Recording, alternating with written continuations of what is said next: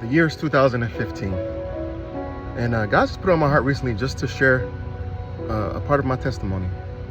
Psalms 107 reminds us, let the redeemed of the Lord tell their story. Revelation, the book of Revelation also reminds us, that the people of God overcame by the blood of the Lamb and the word of their testimony. Something happens when we share our story, when we share what God is up to in our lives. We can't always fully articulate it, can't always fully quantify it, but something tangible happens when we just make a deliberate effort to share what God's been doing in our lives. So I'll just share a couple things that have shaped me into the man that I am today. One particular story that I'll start off with was in 2015. At this particular time, I was doing a lot of music, made some pretty meaningful connections, and it just worked out that 3 consecutive weeks I had meetings at 3 different record labels. The first one being Def Jam. And long story short, 3 consecutive weeks, the day of the meeting with different record labels, they called me to say, hey, we're gonna have to reschedule. All 3 of which I've never called back to this day. Now I remember after that 3rd week being especially devastated. I felt like this was a time where things were gonna start shifting for me. I told family and friends I got 3 meetings coming up, and I was excited, and then all of them fell through the day of, and I just felt like, man. And so I remember saying this prayer out of anger. I'm walking and I'm mad. I'm just frustrated. And I felt like I could do a number of other things. So I was like, God, if this isn't a part of my ministry, I need you to confirm that this week. I said, if this is a part of my ministry, if music is a part of my ministry, I need you to confirm it this week. And the reason why I worded that prayer precisely like that was earlier in that week, the university I was going to at the time, my alma mater, Pepperdine, you have to get 1 chapel credit a week. They have a main chapel on Wednesday mornings, but there's others throughout the week that you can get. You just need 1 a week. And that week, I remember I was leading worship at chapel, and the speaker got up in our gymnasium and spoke about how whatever it is that you've been called to do, whatever it is that helps you feel most alive, whatever is most natural to you, you should consider that a part of your ministry. If you're a prayer warrior, if you have a gift of hospitality, if you are a musician, if you are an artist, if you're good at the sciences, if you are a good writer, if you're a great athlete, etc., etc., etc., that you should consider that to be a part of your ministry. And so I remembered that in that moment for some reason, and I prayed that prayer. I was like, God, in anger, I was like, if this is a part of my ministry, I need you to confirm it to me this week. And I thought nothing of it after that. I said, God, you've given me a number of talents. I can do a number of things, but this is too, I've invested too much. My heart hurts. I keep getting disappointed. So let's just, if it's from you, confirm it this week. Thought nothing of it, right? 3 days later, I leave Malibu to go through the canyon to the valley to get my hair cut at the Blade Barbershop. Shout out my guy Mo at the time, who was cutting my hair. And so I'm leaving the barbershop fresh. So I'm like, a little sad this week, but I got a fresh cut, so things are looking up. Things are looking up. I got a fresh cut at the time. Walking back to my car, and I hear this voice say, go inside the pawn shop. And the Blade Barbershop is like in a strip mall kind of, so there's a lot of businesses that are literally touching each other. So I'm walking back to my car, walking past, I see the sign for the pawn shop, but I ignore it. I'm like, first of all, my first thought was, whose voice was that? Like, am I talking to myself? But I thought, no, that I wasn't talking to myself. So I just ignored it. I'm like, I'm not going inside no pawn shop. At the time, I had never been in a pawn shop before. So I say to myself, I'm not going inside this pawn shop. I keep walking toward my car. As I'm walking toward my car, I hear the voice again. It says, go inside the pawn shop. It's gentle, but it's firm. And I'm like, I could be bugging. I'm probably bugging, but I heard it clear as day twice. As clear as I'm speaking to this phone right now, to you right now. I heard go inside the pawn shop. And so I'm like, forget it. Why not? I open up the pawn shop door. I walk in. I'm standing at the door. At the time, I had never been in a pawn shop before. So I'm looking around. I'm like, what is this place? I'm seeing guitars and a lawnmower and speakers, and I was like, is somebody garage sale? What's going on in here? And I quickly started to realize what a pawn shop was. I'm like, oh, I know what this is. I'm looking around, but I'm just standing in the door because I don't know why I'm in this pawn shop. It's not a part of the plan. So I'm standing in the door, I'm looking around, and I see a bass on the back wall, and I'm like, okay, maybe God wants me to get a new bass. And so I asked the owner, I'm like, hey, can I see the bass?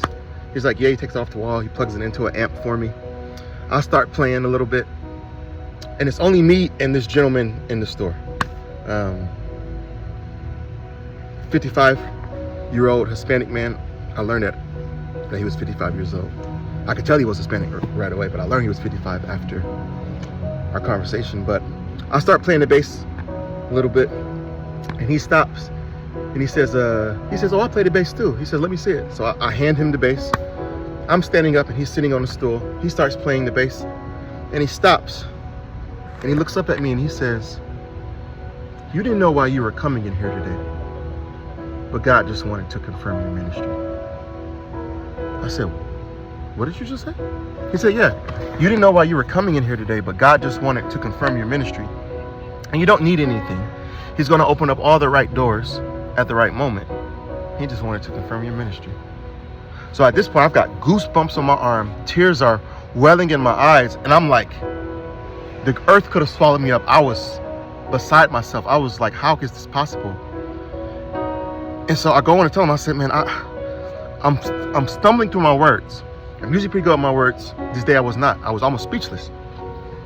I was so shocked. I said, who is this man and what does he just tell me?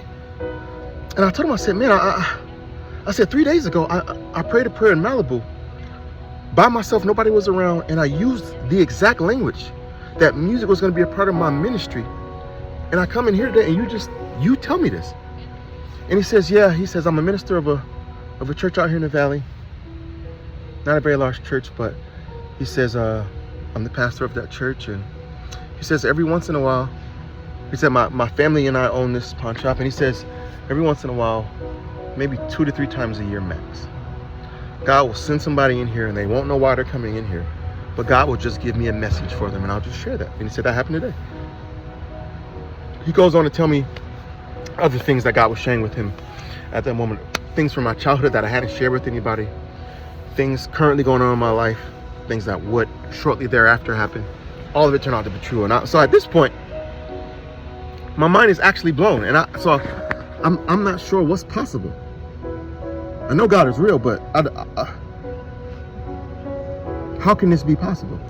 And I remember that particular moment opening me up to really being open to what was possible truly with God. A month later, I end up meeting my producer who's produced most of my music. I was going to a guy to help me produce my music, a different guy to record it, a different guy to mix and master it, a different guy to arrange it at times. And I met this guy on Instagram, white dude with a beard.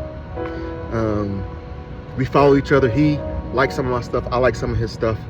He ends up inviting me to a writing session. He was writing for a show on Fox called The Resident.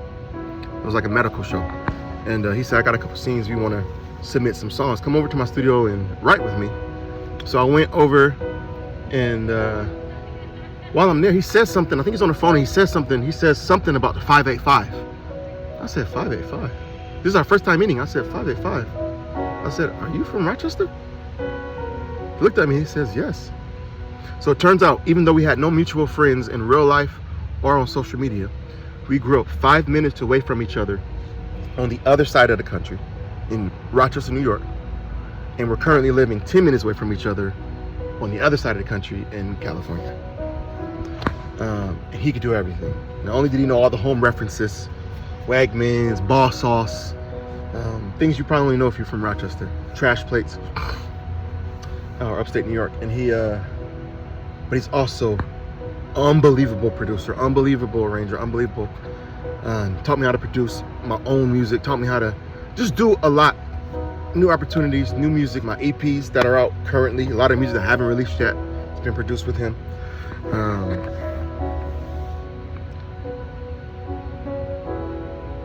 I was about to hang it up for music. And I needed a word from God to keep me going. Sometimes we just need a word. Sometimes we just need God to come in and speak. There were a couple moments where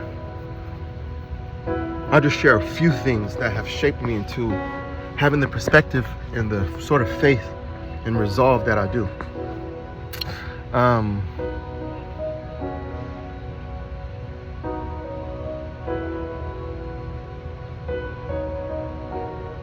A year and a half later. So I'm on this journey at this point. Shortly after that time, I'm sitting on my couch. Before we even get to a year and a half later, I'm sitting on my couch and I hear God tangibly say to me, go outside and talk to me. That was 10 years ago at this point. Go outside and talk to me. And I'm like, go outside and talk to you. But I've learned when you hear that voice that don't make sense, it's not precipitated by a thought. I just went outside and started praying out loud. It's the first day I did that. I've been going on prayer walks ever since. Every single day, ever since that day. He didn't tell me to stop, so I just kept going. And I kept showing up, he kept showing up. And so prayer became a really huge part of my life. Started keeping prayer journals and just started to see God show up in so many different ways. A year and a half later, I'm digging deeper into my spiritual disciplines, learning a bit more of what's possible. I'm taking a spiritual formation class for my Master's of Divinity at the time, and we start to visit different places. We go to Buddhist temple, we go to a Hindu place, we go to a Sikh temple, we go to so many different faith traditions, but we also went to monasteries. This is on my Religions of the World class. We went to monasteries as well.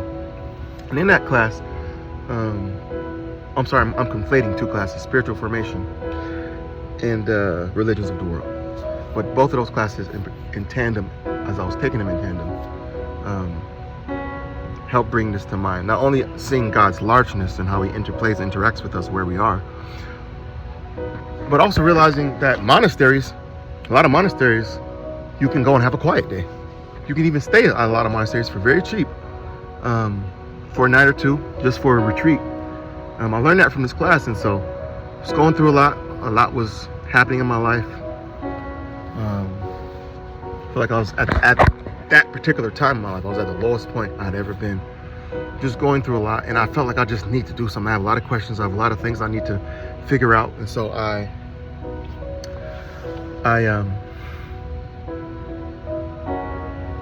decided I need a quiet day. So I said, I'm gonna go and bring my Bible, I'm gonna turn my phone off, I'm gonna spend 24 hours just seeking God's face. I'm gonna write down some questions to bring with me. And I'm just gonna seek him for a day. Cut out all distractions and just seek his face for a day. And so I call the Catholic Diocese of LA. This is the week of Thanksgiving. And I'm calling around, I'm saying, hey, I would like to have a quiet day the day after Thanksgiving, the Friday. Thanksgiving's on a Thursday, and I'd like to have a quiet day on Friday. So I'm calling around until I get a hold of the Catholic Diocese office, and they're like, hey, okay. Looks like only 2 or 3 are going to be open the day after Thanksgiving, but I'll give you all 3 of those numbers. And so she did. I called the first 2, nobody picked up. I called the third one, which was about like an hour and 45 minutes away, and closer to San Diego. And I said, okay. She says, just so you know, you're welcome to come. We've got grounds, we've got rooms, like $25 to spend the night. Plus they cook for you. I was like, oh, beautiful. Beautiful monastery overlooking the ocean up on a mountain cliff. It was gorgeous. But she tells me, she was like, just so you know, we have no other guests scheduled to be here that day. And also, our monks are literally going to be at a retreat in a different monastery. They ain't even going to be here. So it's going to be you, security. She says, I'll be here till 5 p.m., but then I'm gone. Security will be at the front desk, and the chef will be here, and it'll just be you. So I'm like, oh my goodness, this is going to be a quiet day. Quieter than maybe I even want it. So, but I'm like, hey, I need it. It was on my heart, I'm going to do it. So I get up Friday morning, I pack my bag, I drive down to near San Diego, kind of Escondido area, and get there. Met the lady I talked to on the phone. She gives me a tour of the grounds, beautiful. Go through the Stations of the Cross to see a prayer labyrinth, the chapel, beautiful chapel, stained glass windows, piano, wonderful acoustics. I see my room. Okay, got my quiet. I'm about to be a quiet day. And so I go to the chapel, play a little piano, worship a little bit, and then go out to the labyrinth. I go out there to pray. And as I'm out there praying, I get kind of startled because a guy walks around the corner, and this is after 5. So I'm like, unless this is the chef, I'm supposed to be the only one here. He walks around the corner, and he looks at me. This white guy, maybe mid 50s, early 60s, blonde hair to like here, a little bit of an accent. He looks at me and he says, "What are you doing?" I said, "I'm praying." He said, "Oh," he said, "Have you eaten yet?" I said, "No."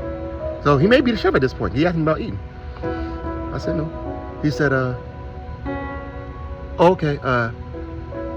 And before I could even say anything else, he said, "Oh, okay. Your angels." Oh, no, sorry, forgive me. Before I even answered that I hadn't eaten yet, he asked me, he says, "Have you eaten yet?" Before I could even answer, he says, "Oh, your angels just told me you haven't eaten." And so at this point, I've been in a lot of interesting situations. This one definitely piqued my interest. I'm looking at this man like, what are you talking about? My angels told you I haven't eaten yet. Who are you, sir? But the normal alarm that probably would have normally gone off for me didn't. And he says, "Okay, let's go eat." And he says, and he looks at me and he says, "I've been sent here as a catalyst for your growth."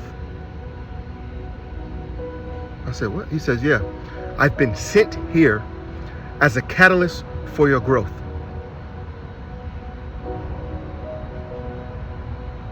Let's go eat. And he goes on to say, "And your angels told me you like metaphors and analogies. So I'm going to talk to you in that way." And he just starts talking. He starts at the earliest point of my life, things that literally nobody on earth knew I had experienced. Nobody knew I went through. He's talking to me directly about these things. Talk to me about the girl I was dating at the time. Talk to me about family members that had passed away recently or was just about to pass away.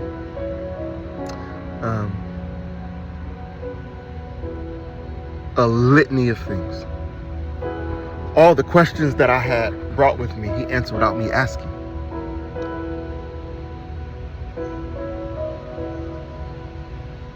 We talked for like 7 hours straight that night. So many questions when I felt like I apparated from one perspective of spiritual understanding and I just was in a brand new place. And this guy is telling me, he was like, "Yeah, you won't remember me, you don't know me, but," he says, "we're old friends." And I know that's weird, and trust me, I'm thinking this was weird. But little things are happening as we're talking. Not only is he spot on, when I'm telling you, either this guy has been watching me since youth, or he's an angel, or I don't have explanation for it. But little things we're going as we're talking, explaining things, helping me understand things. He'll just say things to the side. Like I remember we were on our way to go eat, and a young lady was crossing the street, and she was with a child. She was pregnant, and he said, "Oh, she's about to have a little boy." Said a quick blessing for her, and then just went back to talking to me like nothing was weird. We get to the restaurant, we're talking some more. You're telling me about, to this day, I'm still mind blown about this because I can't fully understand it. We get to the restaurant, we're eating. These two people walk in, two guys. He's talking to me and he stops. He looks up, he says, "Oh," he says, "that guy's been taking care of that guy for almost the last year now. He's very sick and he's about to die. said a quick blessing over them, and just went back to talking to me like the stuff he's saying is not weird. So I'm just sitting there like, this is the weirdest interaction I've had in my life. Like, this is crazy. We talked for 8 hours that night. I get back to my room late that night, and I'm like, he said, I'll see you in the morning. I said, oh, you about to go sleep? He said, oh no, I don't sleep. He said, I'll see you in the morning though. And so at this point, I'm just getting in my room. I'm like, God, this is probably the weirdest day, maybe ever. I wanted a quiet day. This was the only place open within a 2-hour radius on today. I'm supposed to be the only one here. I get here. This guy rounds the corner after everyone else leaves, and he says, besides the chef, and he says that he's been sent to be a catalyst for my growth. He knows things from my childhood, hurtful, dark things that I haven't shared with anybody, painful things. He knows things currently happening. He knows things that are about to happen, all of which were 100% spot on. And I cannot understand how this can be. So I get to my room that night, and I remember in scripture, you know, where when you really don't know, but you really want to know, you want to be faithful and want to be sincere, you want to do your best, that sometimes when you don't know, you can just ask God for confirmation. And that's what I did that night. I said, God, this is so weird. If this is you, this is from you, okay, I need you to do something for me. I said, I'm not going to set an alarm clock. I said, I need you to wake me up tomorrow at 8:11 a.m. Just pick a random time. I'm not odd. You generally don't wake up without an alarm. But I said, I'm not going to set an alarm and set my phone outside of the room. I said, if this is you, in this moment, in this place, if this is you, God, I need you to wake me up tomorrow morning at 8:11 a.m. I went to sleep. Next morning, I wake up. No alarm.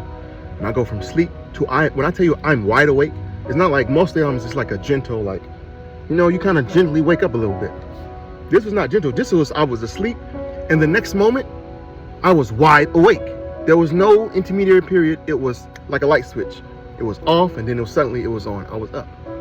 And I immediately remembered what I prayed last night. And I'm like, I get up almost shaking a little bit, because I'm like, yo, if this say 8:11, bro, I'm gonna have to, I don't know what I'm gonna do. I walk over to the other side of the room. I look at my phone, and it says 8:11 a.m. And so at this point, I'm just sitting down like, okay, now this is officially the craziest 12 hours I've ever been a part of. Crazy. Ain't got no alarm going on.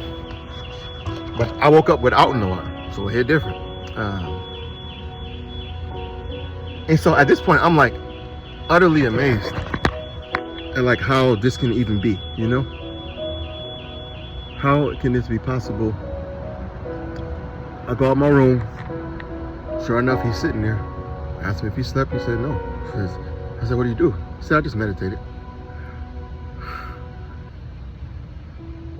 This guy knew so many languages, it was crazy.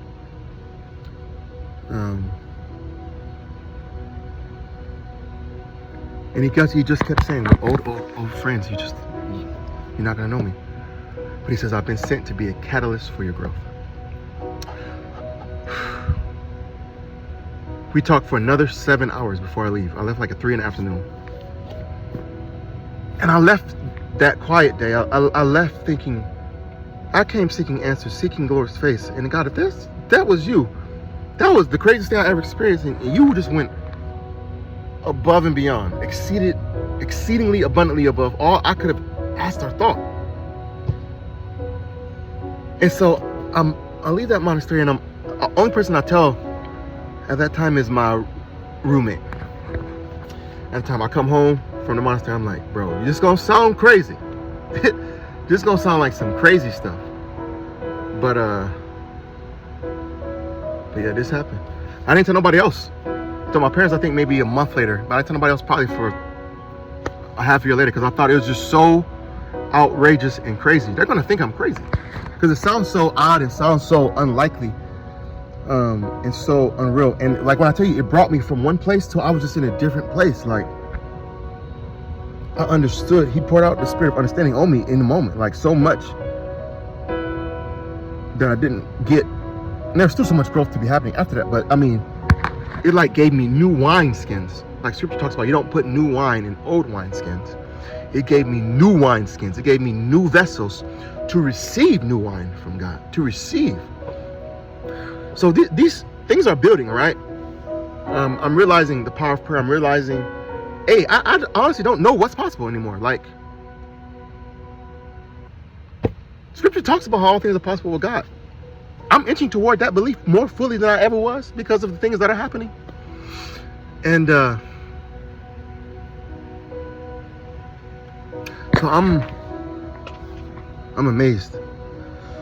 But I keep praying, get back from that, keep trying to serve the Lord, keep praying, keep going on prayer walks every day, being diligent in prayer and faithful and just spending time with God, seeking His presence.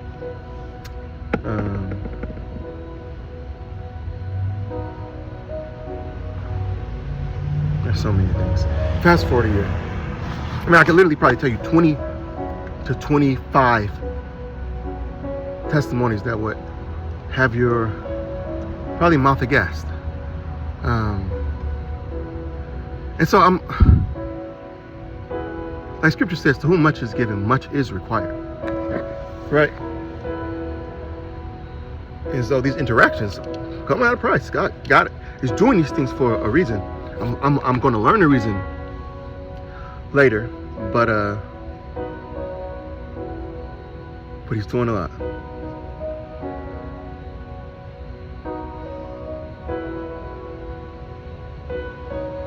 Fast forward 2 years, I'm finishing up my joint degree program, finishing my law degree and my master's of divinity. And as I'm finishing that,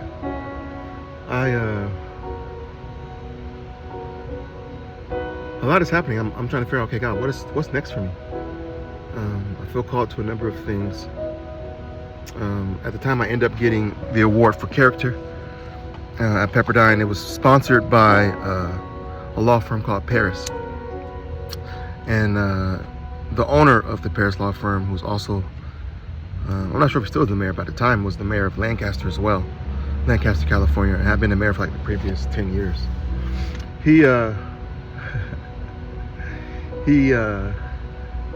So the Paris Awards is like awards that Pepperdine Law does. Give out a few different awards. 2 awards for character to a 3L male, to a 3L female. 2 awards for like professionalism. 2 awards for it's like 6 or 7 awards for citizenship. A couple other things, I believe. I forget what they all are, but it's like 6 or 7 awards. Out of like 250 students, 5 or 6 of them get these awards. I was blessed enough, honored enough to receive the award for character. At that award ceremony, I meet Rex Paris and his wife, who were sponsoring the award ceremony. And he was like, "Do you have a job offer yet?" I'm like, "Oh no." So I'm worried about this bar. I'm not worried about no job offer yet. I'm in a joint degree program, so I'm doing a lot. My 1L year was 5 years ago. I'm taking master's divinity classes while I'm taking law classes. Like, a lot is going on. I'm just trying to make sure I get through this because I'm spread pretty thin across all these classes I'm taking at the same time. And he says, "Okay, you don't have a job yet?" He says, "Okay, you want one?" I'm like, "Yeah." He says, "Okay." He said, "Take down my number. Let's do an interview." He says, "Call me." So I tell him his number. I call him next day. I'm just like, I don't know what's about to happen, but I call him. He's like, "Okay, come." And so I have the interview that next day. Drive up to Lancaster. I go in. Offers me the job on the spot. Like, I have like a 20-minute interview. Offers me the job on the spot. I sent him my undergrad graduation speech, a couple other things. He wanted to see my public speaking skills. He knew I was a trial team advocate, that I was on the honors trial program.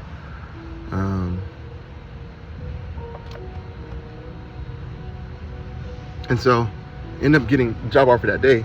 After the interview, he brings me to his office. He brings me to his office and he says, "Hey," he says, "I want you to know, as you probably know, I'm also the mayor of Lancaster." He says, "I've been the mayor for about 10 years, and he says, I have nobody to pass it off to." This is what he said.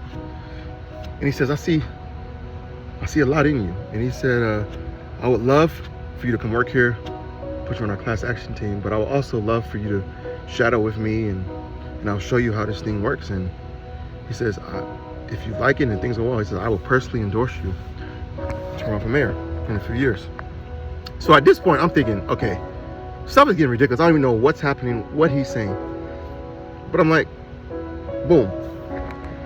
So I end up taking that job. Take the bar exam.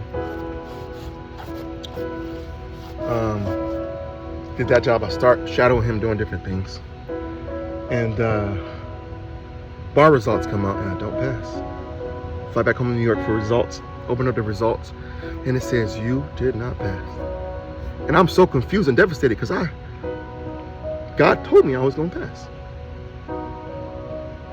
So now I'm confused. I'm like, did God lie? Did I lie? What's going on? Are these people lying? Did I really not pass? No, but I didn't pass. Because I didn't pass, I lost my job. You gotta pass the bar to keep your law job. So I was only working there for 3 years, for 3 months until the bar results came out. And I didn't feel how much I felt by,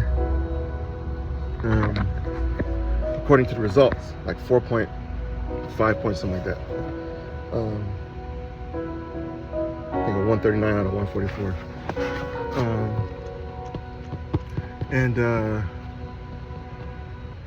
So I was devastated.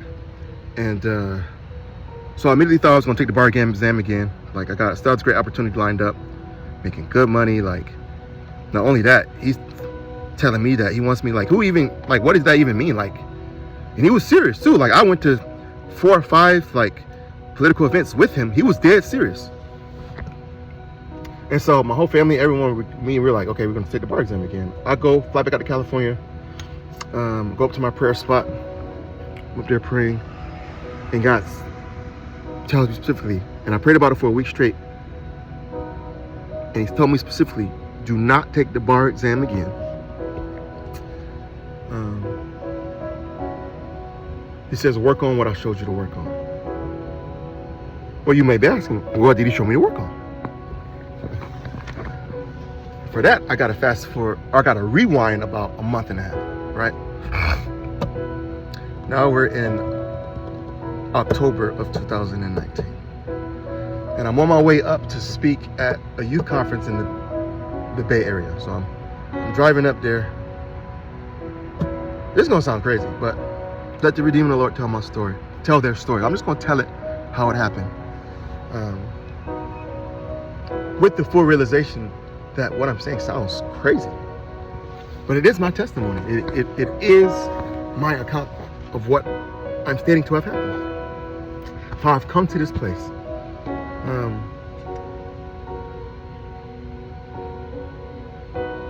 Drive up there, speak, sing.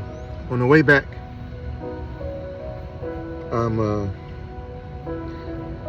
have to leave that Saturday night. So I leave Friday morning. Yeah, leave Friday morning, get there like Friday around noontime. Lead worship that afternoon, that Friday. That Saturday, same thing, at this youth rally, youth conference. About to head back to Southern California, Los Angeles, because I'm speaking at University Church of Christ the next morning. I'm preaching at this church because, I never preach at University Church of Christ. I'm preaching because they have Beach Sunday. And so they decide that in case everybody can't make it to the beach, we need to still have somebody at the church. And so, can you go to the church and preach? And so I'm like, sure. So I was preaching. There was like probably 50 people there that morning. But I had to get back because I'd already agreed to preach. And so I'm headed back. It's like a 5-hour drive. And this is my testimony. About maybe 10, 15 minutes into the drive, somehow, some way, I was translated to somewhere else. This is gonna sound crazy, I'm well aware. It was like an out-of-body experience, but like, it's like I went to another realm and was just given an open vision, downloads an open vision. And I have no recollection of that drive. So almost a 5-hour drive. I have no recollection of that drive besides the first 10 minutes and the last 10 minutes. Seriously, to this day, to this very day, I have no idea how I made it back. I have no idea. This is before I'm smoking weed. This is before I've touched the shroom. There's no outside influence. I'm just driving, and I have no understanding on, like, when I come to, I'm back in Hollywood. That sounds insane, I know. So my question, of course, is, okay, well, if you don't have any memory of driving those 4 hours, who drove? All things are possible. Perhaps if God can make my heart beat, God can have this thing steer all the way back to Hollywood. If he can suspend the moon, if he could create the intricacies of our human body, if he could weave things together in a way that only God can, circumstantially, situationally, through our own lives, when we consider our own lives and see all the things that God has done, when we really stop, should we really be overly shocked? But of course we still are. Like, I cannot explain to you how I made it from the Bay Area to Los Angeles, but I did, unscathed, untouched, and I have no memory, because that whole time I was somewhere else having an open vision and a download. And as soon as that happened, I knew I needed to write it.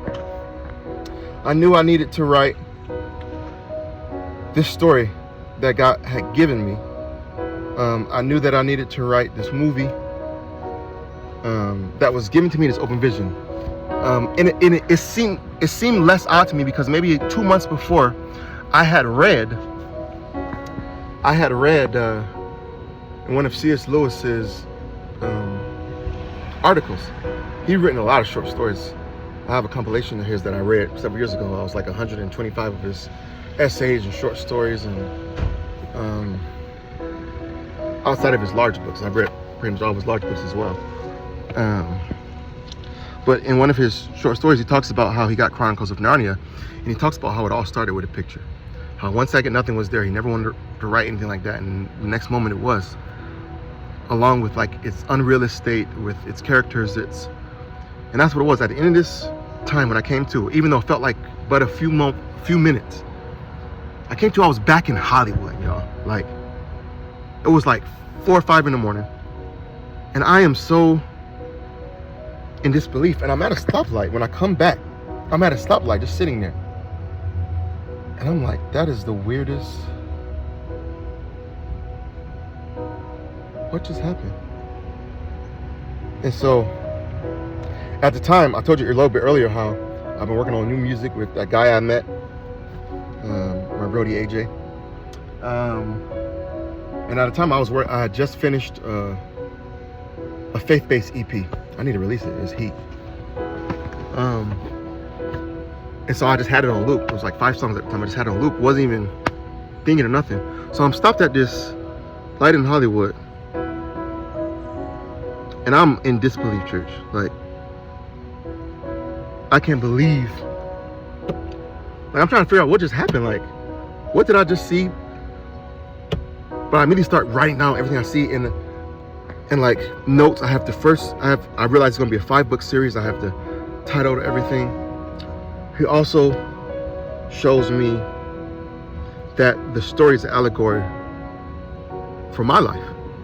And I'm like, He says, you'll see. But I didn't think much of that at that time. I'm still trying to figure out what's going on. So I'm at this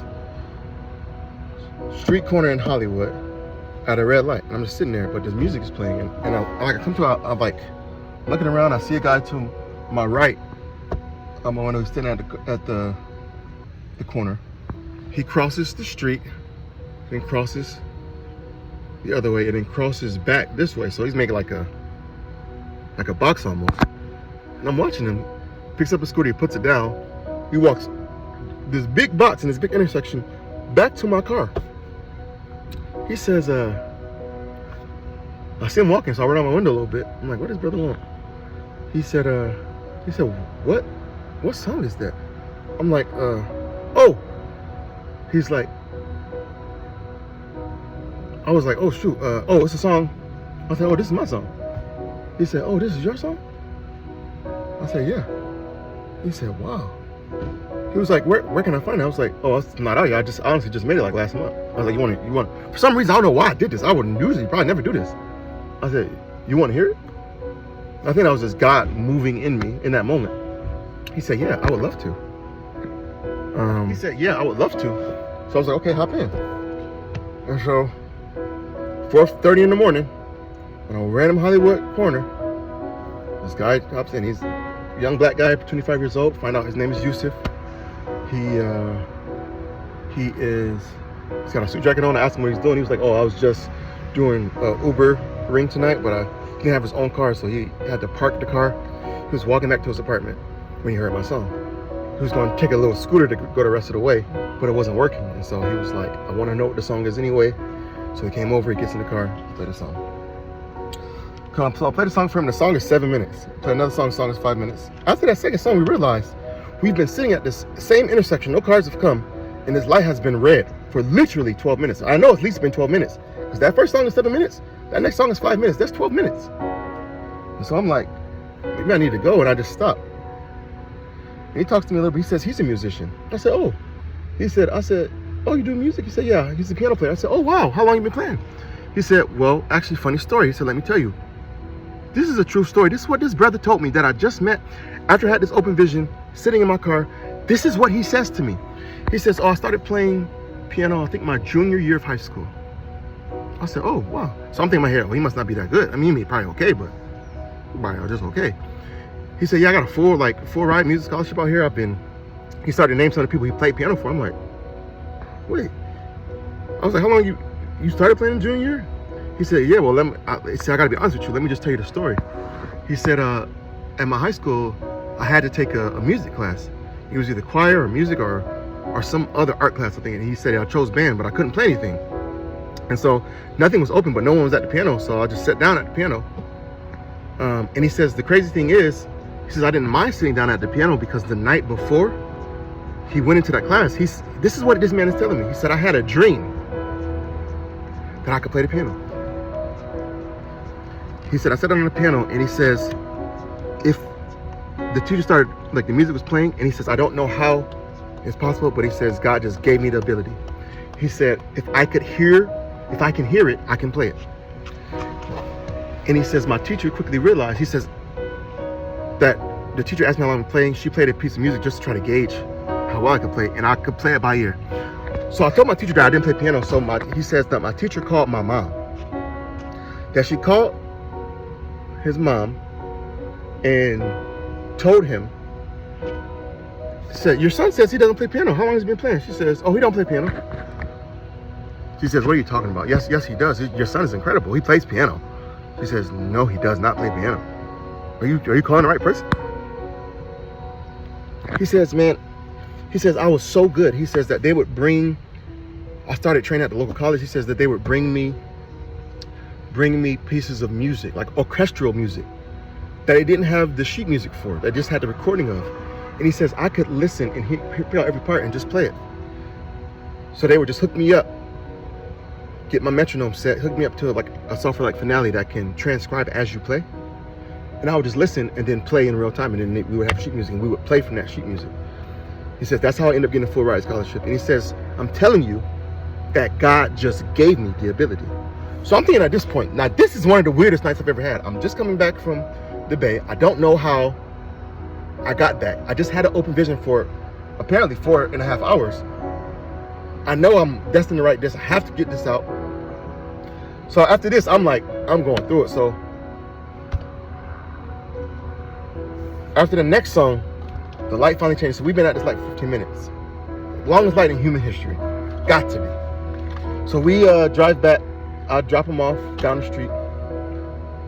I live like 10 minutes away from this point.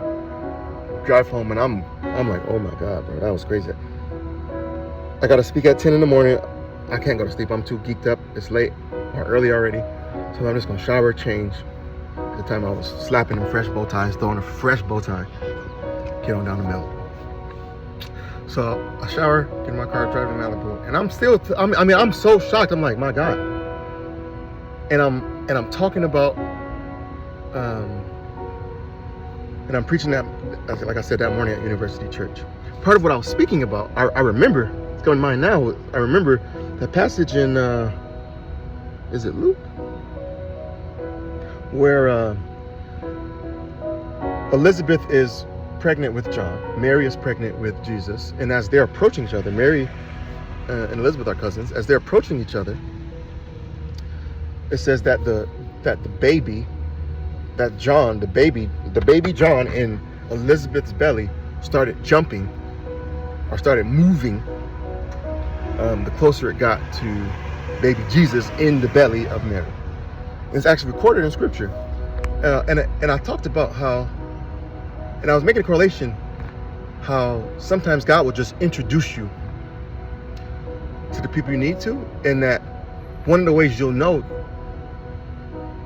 it could be a God introduction or you're in the right space is that what's in you will naturally respond to what's in them. I'm just kind of making that point, using the analogy of baby John and baby Jesus, baby John jumping, reacting as it grew closer to proximity to baby Jesus. Not even born yet. Now there have been times where something that was in me reacted to something that was in someone else, and that's what created that connection, or what opened up a door. And so I'm making this point, and as I'm thinking about this, I said, man, and even last night, at the time I was trying to start a worship band, and or I thought that was one of the things I wanted me to do, and because I was making music, I was like, if we do live performances, I need a band, and Yusuf could, and I was like, I just met a guy last night. We needed to play a piano player at the time. We had a bass player, we had a drummer, we had a lot of things, but like a true lead pianist, we needed one. And this guy, I said, I'm pretty sure I just met guy that literally introduced me to this guy last night. And I told a story about how he heard a song in my car, how he walked across the street, walked to the other side, put down a scooter, came over to my car, asked me what the song was. I let him get in the car. We sat there for 15 minutes. He told me his testimony about how he even learned how to play piano, how he became that good. And he was like, and so I told that story, thought nothing of it. Service ends. It's like 50 people. Bernie James, professor of law at Pepperdine, one of my mentors, love him dearly. He was leading worship, and he told me at the last song, he says, Rmani, you did a great job this morning. Why don't you go to the back in case anybody wants to say something to you? Give a great word this morning in case somebody wants to say something to you about your message. Go into the back so they can talk to you. So I go to the back, sing the song. I'm talking to a couple people. This one guy comes up to me. We're still friends on Instagram now. We became friends on Instagram that day. He comes up to me and he says, the first thing he says was, I saw it. I said, what? Because it's such an unusual greeting. He said, man, I saw it. I said, oh, what did you see? He said, last night. He said, I saw it. I said, man, what are you talking about? He said, in Hollywood, right? I said, oh, you talking about my story from last night? I was like, oh yeah, what do you mean? He was like, I literally saw it. I said, what do you mean? He said, man, it was my first time in Hollywood last night. I went to a Halloween party with a couple of my roommates. We drove all the way from Malibu, all the way to Hollywood, about a 45-minute drive. And he says, as we were walking back to our car where we were parked, he said, I saw a guy walk across the street, walk to the other side, pick up a scooter, try to figure it out, put it down, walk across, and walk over to a car and get in. And he says, it's right next to it, that church, St. Thomas, right? And that's exactly the intersection. He says, yeah, I saw it. I said, what? He said, yeah, last night, that corner, 45 miles away, I saw it. And he says, I wasn't going to come to church this morning. I usually don't. I woke up late. But he says, God told me I needed to come to church today. And so he says, even though I was late, I came. And when I was coming in, you were just standing up to speak. I've never seen you before. This guy's a freshman. I was a grad student in my last year of school at this point. He says, no, I wasn't even in school at this point. I was working, yeah. I just finished school. He was a freshman. I just finished undergrad and grad school. He was a freshman. And he said, I saw it. And I'm like, oh my God. So God set it up so that somebody, the one time I'll be preaching at a university church, that one Sunday, and I'll have a testimony the night before, 45 miles away from that location. And that God would have somebody who would also be one of the 50 people in that room, also be on that same exact corner, 45 miles away, to substantiate the moment that I came to out of that 4.5 hour vision, but also God signifying a moment, putting a marker on that moment by allowing me to meet Yusuf in the way that I did, giving him the testimony that he had. And so this is catapulting me. All these moment things are happening within 1.5 years of each other, and my faith is just getting to a different level. I don't know what's possible anymore, but it's thrusting me more into prayer. I start writing. I meet one of my mentors, Alan Beard, and I'm telling him, man, I was trying to explain some of the things that's happening in my life, but I know I need to write. And I'm saying, I'm working at a law firm right now. I don't have enough time to write and research and do the things God is calling me to do. And I don't fully understand it yet, but he's moving in a powerful way.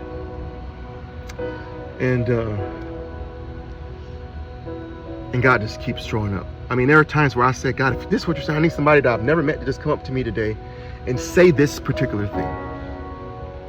And that thing happened. And so I'm like, man, God, this stuff is getting scary. I could tell several of those stories. 2 quick ones. One, wheat.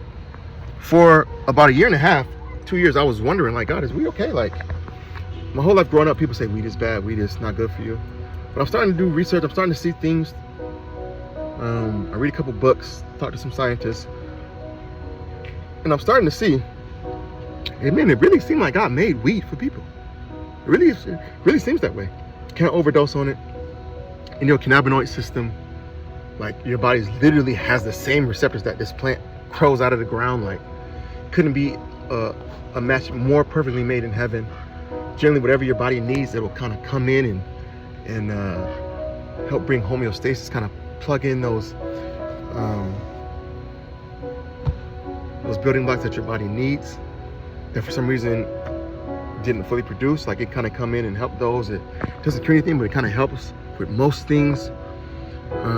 Like Scripture talks about, you know, the leaves and the herbs and plants were given for the healing of the nations.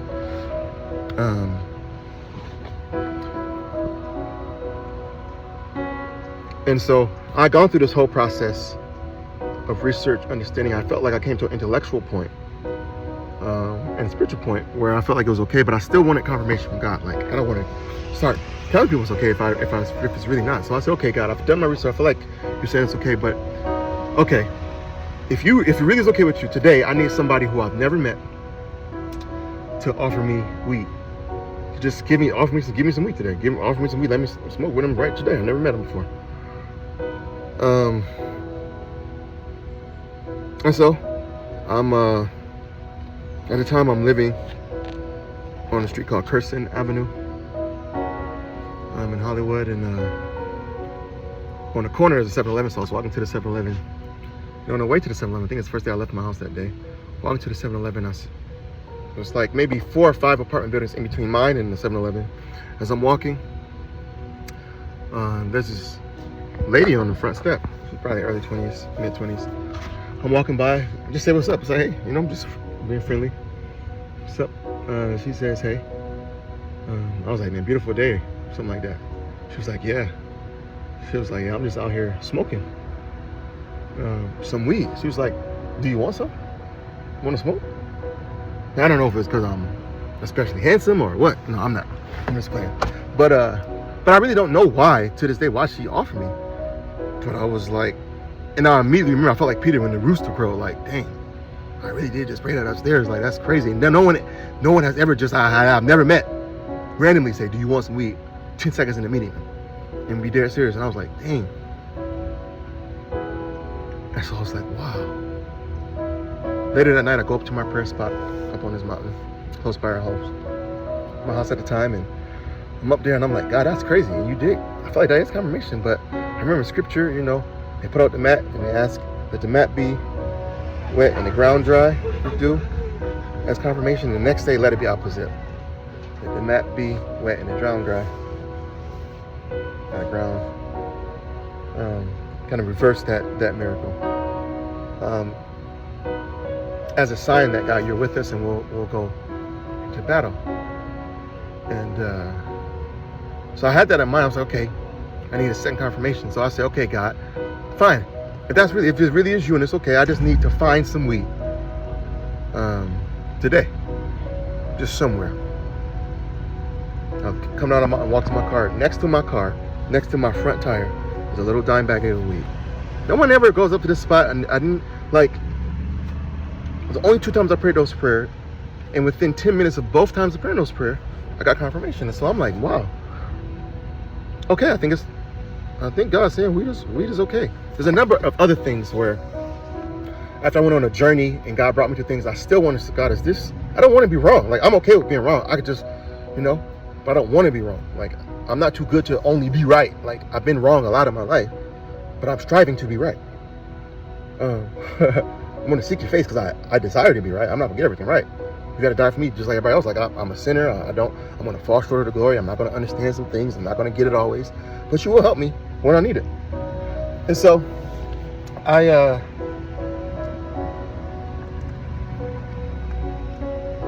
thinking to myself, man, I don't really know what's possible.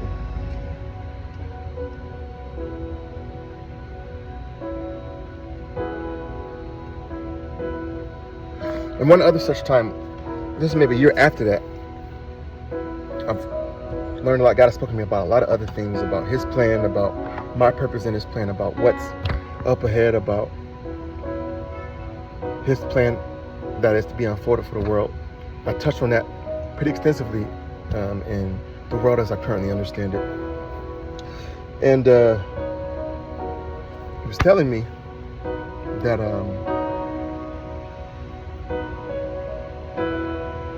that we're entering into an age of kings. We're about to enter into the age of the millennial reign, where God himself is going to be setting up dominions and thrones and kingdoms, and that those who are part of the first resurrected class are going to be a part of that kingdom. Will have positions, will be royalty, will be in leadership positions. Some will be over cities, scripture says. Some will be over regions. Some will be over whole territories and nations. All according to their righteousness and what they've done in previous times, how they've honored the Lord, how they were divested for their testimony, any number of things. But God has a plan. He's reinstituting them.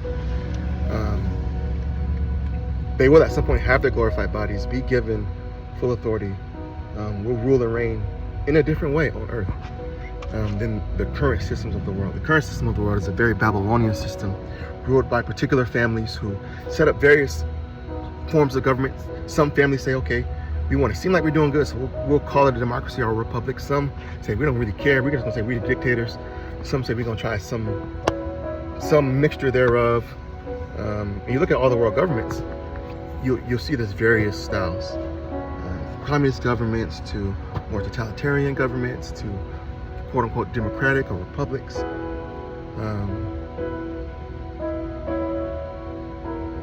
And they click up and say representatives to the United Nations, and they're all in no. But that's the system that God is going to destroy.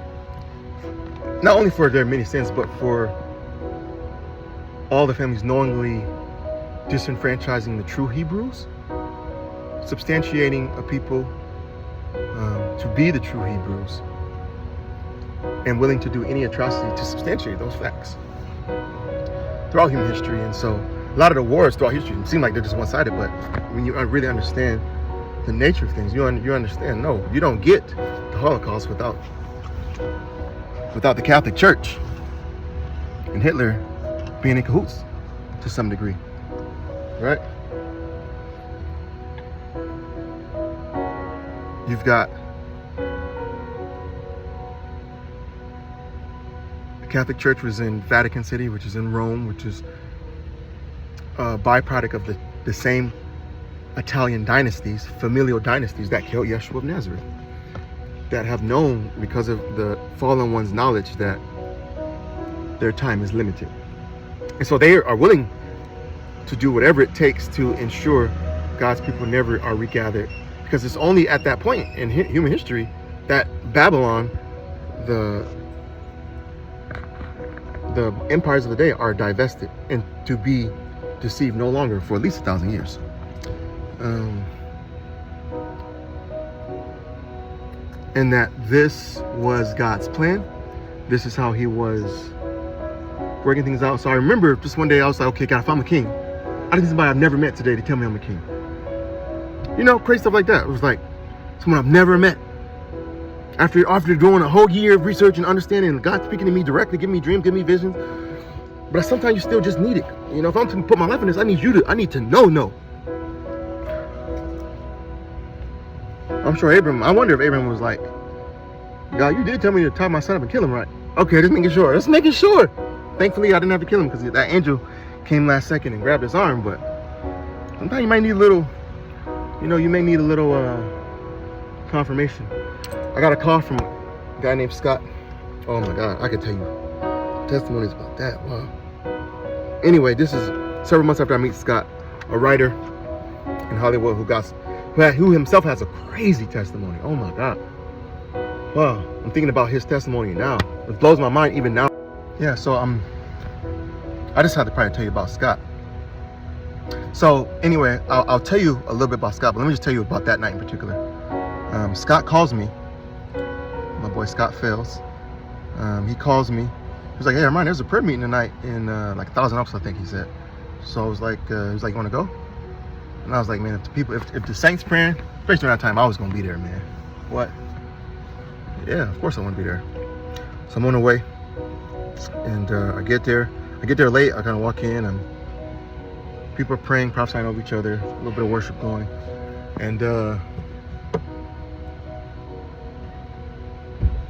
And I'm there maybe 15, 20 minutes. This lady walks in later than me. She's like there's a lot of people in their 50s. A lady in her 50s too. They're different. She walks in and Scott was like, oh, Rmani, come back to the back room. So everybody's in like the living room, kitchen, foyer area praying. Scott was like, let me take you to the back room real quick. I want you to meet this lady who just walked in the door. So we go to this back room. He's like, oh, Rmani, I want you to meet this lady. She's a Pepperdine alumni. I know you just graduated from Pepperdine a few months ago. I just want you to meet her. She's one of my good friends. Turns out that day, this lady was going up, I don't know her name. This lady was going up for a judgeship. And she just found out that day she didn't get it. So she was coming kind of discouraged that night for prayer. And so she just shared that with us briefly when we were, and it was like, yeah, so I just got a little discouraged tonight, but she was telling me she'd been lawyer for a while. And then she was just talking and she stopped. And she says, oh my God. She says, God is showing me now. She said, you're a king. She said, I see you in purple. You have a sash on. She said, God is showing me right now that you're a king. And I remember that prayer from 5 hours earlier. I said, God, if this is what you're saying, after this year and a half of what you taught to me, if this is what you're actually saying, I need somebody who I've never met today to tell me that I'm a king. That exact language. That's what she said. I'm like, man. So let me tell you a little bit briefly how I met Scott. I met Scott maybe 5-6 months earlier than that at a prayer meeting. I'm at the prayer meeting and and this is the first night I get to this prayer meeting and the guy who's prophesying over people, another guy named Pastor Scott, 2 different people. There was 3 Scotts there that night. Pastor Scott, and then there's 2 writers in Hollywood named Scott.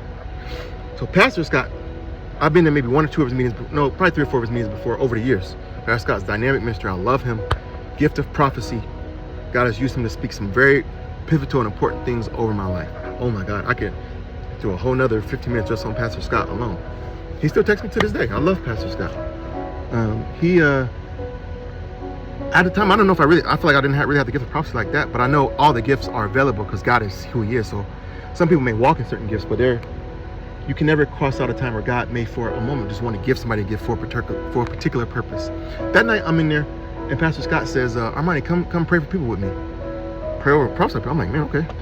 So I'm faithful now. I was like, okay, God, you called me to it. And when I tell you that night, God just started to show me stuff and we're getting same revelation from people, not talking to each other. Like I'm writing stuff down, God showed me, he writes stuff down. It's the exact same thing. It's like we're prophesying with people. Everyone in the room is crying. It's like, so I'm knowing, wow, God can just tell people stuff because it's happening to me right now. I don't know this lady from Timbuktu. I get to Hollywood writer Scott. I've never met him before. I start praying over him. God shows me like a laptop. I see him writing. I never met him before. Prophesied some things over him, but that God was going to fix whatever just happened, and that his purpose was exactly right, that he was meant to be a change agent in the industry. And I didn't know at the time what he did, but this is what God was telling me.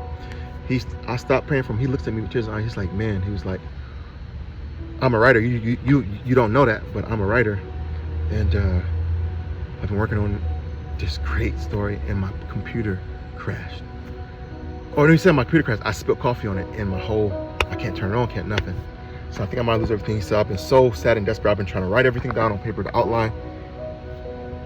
That's how I met Pastor Scott. So we talked like 15 minutes after, a little bit about that. He was like, man, let's meet on Monday. So I met him at a cigar lounge that Monday in Thousand Oaks. Get there, and he just starts sharing his testimony with me, and I'm like, so he tells me how he became a writer. He said, I've been an engineer most of my life. He said about 3-4 years ago, God, I went on a missions trip. And when I got back from that missions trip, I was looking for a new job. I had done different things. I'm very technical. But he said, I lost my job, but then I went on a missions trip and then Pastor Scott will have to, our Scott fans will have to help us clear some of the details. I don't want to butcher it because it's so good. But he talks about how, he was like, yeah, first of all, he was like, I'm just a miracle. I'm like, oh, what you mean? It's like, before I even get into how I became a writer, he said, I'm just a miracle. I said, oh, tell me more. He said, well, yeah. He was like, well, I was volunteering at my church with the teenage and young adults, or I think, no, they're teenage high schoolers. And he was like, we had one of our events where we were going to Knott's Berry Farm. So he said, we took everybody to Knott's Berry Farm, like 50 students, had a big old bus. And he says, as we were gathering up the students in this parking lot, I was helping people to, I was telling the bus to back up. While getting people, I turned around to maneuver some of the other kids away, and the bus driver didn't see me in his blind spot. And the bus driver ran over Pastor Scott. The bus, a big 50-person bus, ran over Pastor Scott slowly. And he said he felt all of his, like, it just was going over him slowly. Like, he felt all his legs crushed. He had internal bleeding, ribs crushed. Like, everybody thought he was dead. So, and all these students witnessed it. So they're traumatized. Like, we just saw our youth director get run over by a bus, and they had to come and airlift this man to the hospital, and we think he's gonna die. So now we gotta go to church, have a special prayer meeting for Pastor Scott, because Pastor Scott fails. I'm saying Pastor Scott, he is the pastor, but the other one, I call Pastor Scott, so it's confusing. And he says that he gets to the hospital, he says, he felt a bright light when he was getting run over by the bus. And a voice that told him that he was going to be okay, he was going to make it. He says he gets to the hospital, and they take x-rays of his whole body, right? And they quickly realized because of the extent of his damage, they don't have enough technology at this particular hospital, so they're going to have to airlift him to another hospital. So they just take the scans, they airlift him to another hospital. They get to another hospital, they scan him again. The doctor sees the scans from the first one and the scans from the second one, and he gets upset. He's like, what is our guy doing? Did you give me the right scans? Like, go scan him again, because these scans don't match. And so they send him back in, they do a third scan. So now they've got 3 different scans, and each scan over a course of 20 minutes is getting progressively better. They're looking from the scans is that it seems like bones are healing. He had like 20 something broken bones from the first scan, like 8. And then by the time the last one came around, they couldn't see any damage besides his knee being in the back. And so, besides his knee kind of being pretty much twisted all the way to the back. So he had like a ruptured kneecap, all the tendons were gone. But besides that, all the other internal, like broken ribs, the bleeding that they saw, the broken femurs, it was gone. They couldn't understand it. So they're about to do a 4th thing, and so the doctor finally came in and was like, what's going on? And he says, to this day, he said he's like celebrity in that hospital, in both hospitals. He says by 3 days later, he was able to check out with just a knee brace. And he says that because all of those students witnessed him getting run over by the bus, they thought either Pastor Scott was going to die. So when rumors were coming out that he's going to make it, they were like baiting their breath, but he's going to be okay. Is he going to be the same? That Friday, one of the young men has his homecoming football game in that youth group that all youth group was going to. Word starts to spread that Pastor Scott going to be there.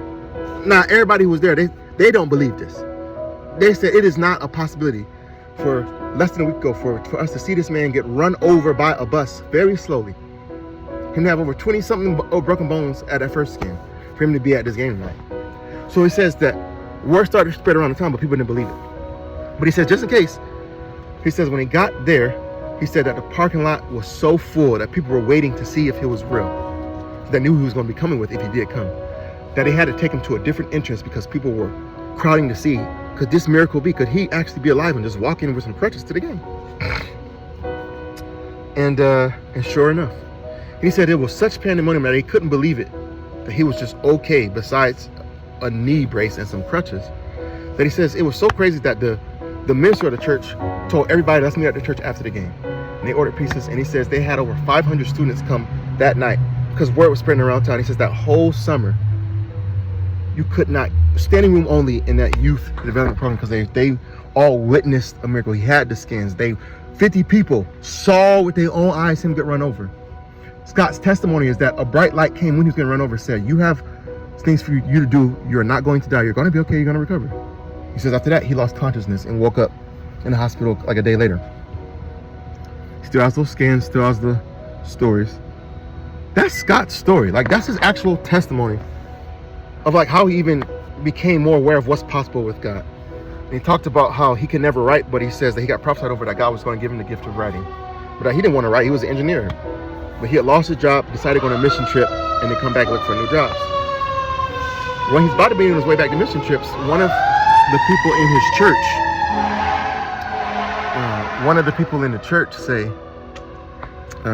or sent him an email, was like, hey, I've got a job at my company as a copy editor.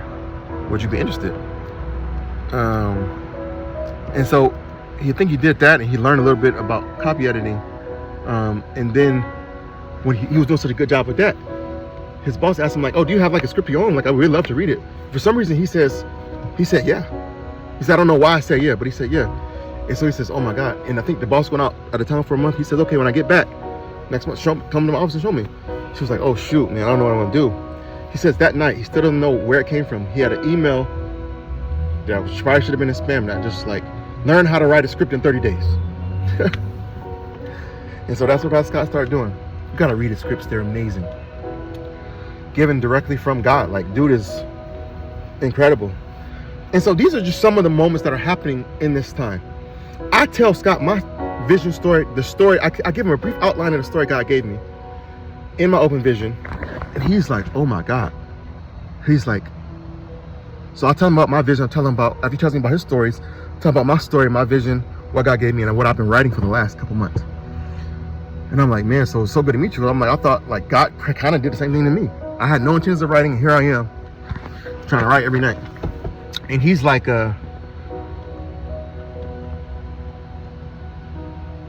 I tell him, he's like, man, I know exactly who you need to meet. I said, oh, who do I need to meet? He said, you got to meet a guy named Benny. I said, oh, who's Benny? He says, I'm gonna connect you. But he says the project you're describing to me, when you finish that, he says, I got a friend named Benny in Hollywood. He's got some sound technology that he created himself that can scrub kind of hidden frequencies that make any sound project literally 100 times better. It's like your ears are in heaven somehow. And he says, Benny, and I met Benny because he introduced us. We went to this diner in Burbank. We go to this diner in Burbank. I'm sitting across from Benny because Scott tells me you got to meet him. I tell Benny a little bit about my story, and he tells me about how he came to make his sound invention.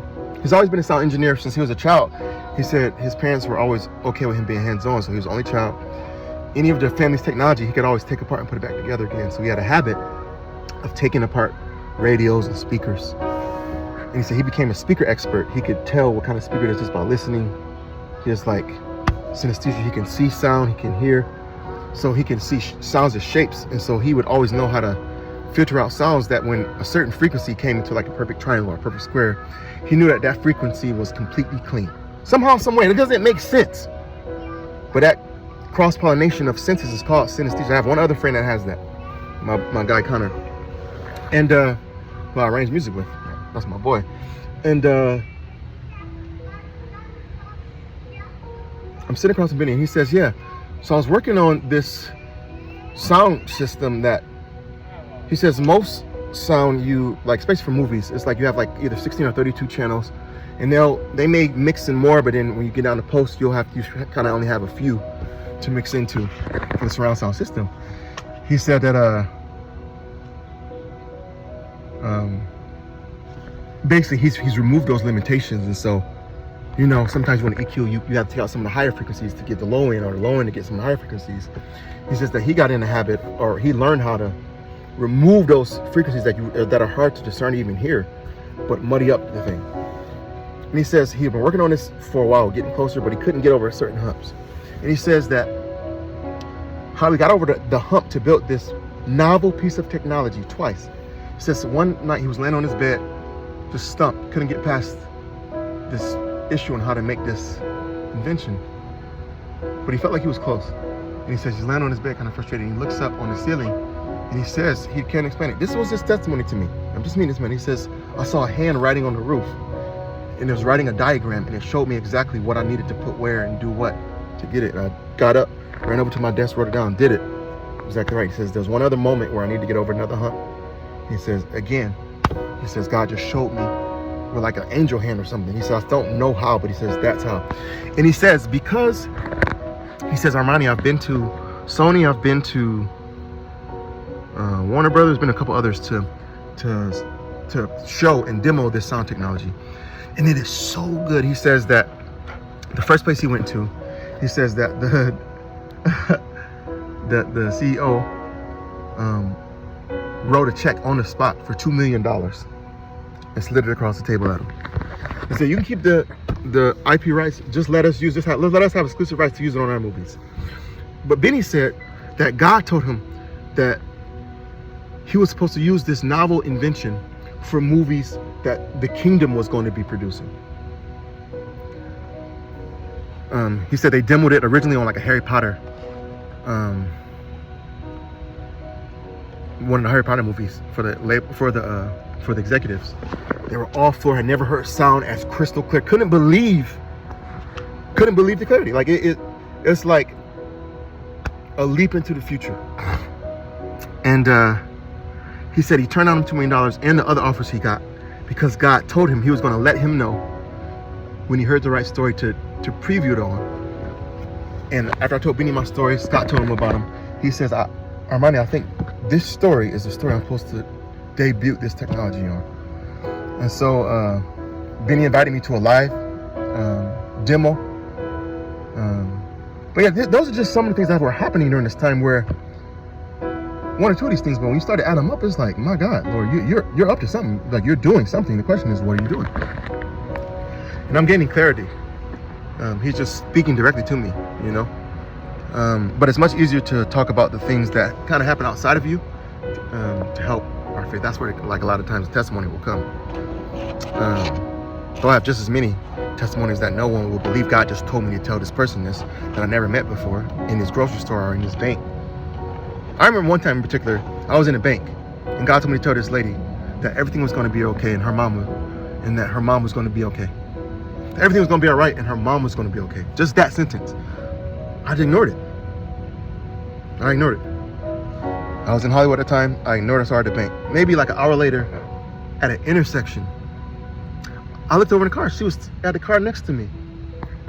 And so I saw her, and God said, I told you what to say. And I recognized the lady from an hour before, like 4 miles away. So I wrote on my window, she wrote on hers. She's like, I said, this is going to sound crazy, but I saw you earlier in the bank, and I felt like God told me to tell you something, but I didn't. And I'm seeing you again now, so I just want to tell you, God says everything's going to be all right, and your mom's going to be okay. She starts weeping. And she's like, oh my God, you have no idea. I've been, She was like, God told you that? And the light turned green, and she was like, I had to go. That's just one thing that just came to mind in the moment. Anyway, so long story, I've written these books, written a narrative. God's also told me to work on a digital book, which is on my Instagram, to help catch people up to speed on just kind of where our world's been, where it is now, where it's headed, what his plans are, what he's up to. My digital book is like 700 slides. Over the first 7 archive stories, 100 slides each. So I invite anybody to go work their way through that on your own time, not to be done in one sitting, like a book. Read a couple pages, read it whenever you want, but if you're interested, it's there. God was having me working on these things. I've never worked hard in my life. I've done a lot in my life. Worked a lot of programs, I've done a lot of schooling, I've done a lot of jobs. I mean, when I was in school, I was doing 2 grad programs at the same time, working 3 jobs at the same time. God always made a way. We'd always figured out somehow, some way. And I'm telling you, after that time, I'm working harder than I ever have. Okay? Rewind back to the mountain when I'm up there asking God about, okay, God, I'm not taking the bar again. It's him again. And so he says, work on what I told you to work on. So I call my family and friends. I'm getting a lot of resistance, understandably so, I'm this close to what I've been working on for a long time, and I'm telling everyone I'm not going to take the bar exam. You can't practice law without practicing the bar exam.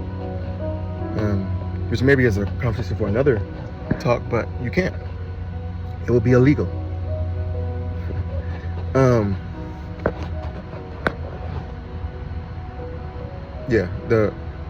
The bar industry needs sweeping changes, but that's, like I said, for another talk. And so I do that, but I'm like, okay, God, you asked me to do this. How am I going to pay my rent if I'm working on this full time and I'm not studying for the bar? People can understand probably when you work for the bar, but if you're just working on the book, ain't nobody, like, you need to eat, you need to pay rent. The understanding is only going to go but so far in this world, as things are currently done. But that first, I remember he told me, and he says, don't worry about the rent, I'll take care of it. I heard it clear as day. And so at this point, the few times I heard that voice, not my voice, I'm talking about that voice, it was always right, and always told me exactly what to do. It was always spot on. And so I'm like, okay. And I'm already knowing it's not finna go over people, bro. But obedience. And so I find out November 15th I don't pass the bar. This is December. I'm working on this book, doing research, writing, so many things. Go home for Christmas, don't have to rent. But God told me again, I'm home for Christmas. He says, I told you I was gonna pay your rent. You good? I'm like, man, okay. So I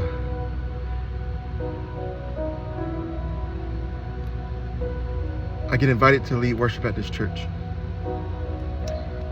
This is the first Sunday of January. I think it's like the 2nd or 3rd of January, 2020.